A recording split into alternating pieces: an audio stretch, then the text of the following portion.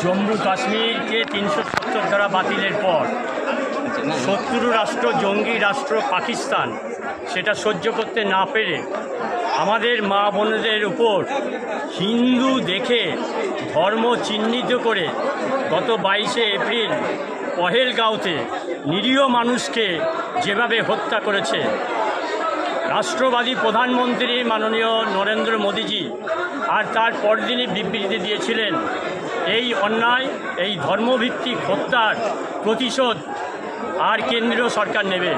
ঠিক 14 দিনের মাথায় 22শে এপ্রিল 22 মিনিটে ভারতের ভূমি থেকে ভারতে আত্মনির্ভর মিসাইলের মাধ্যমে জঙ্গি রাষ্ট্র পাকিস্তানের জঙ্গিদের ওপর মিসাইল আক্রমণ করে জঙ্গি ঘাঁটি নস্যাৎ করে দিয়েছেন। ভারতবর্ষের এই ইতিহাস বিশ্বে রেকর্ড স্থাপন করেছে। ভারতবর্ষ আজকে স্বাবলম্বী, ভারতবর্ষ রাষ্ট্রবাদী মানুষ, আজকে হাজারে হাজারে লক্ষ লক্ষ মানুষ রাজপথে।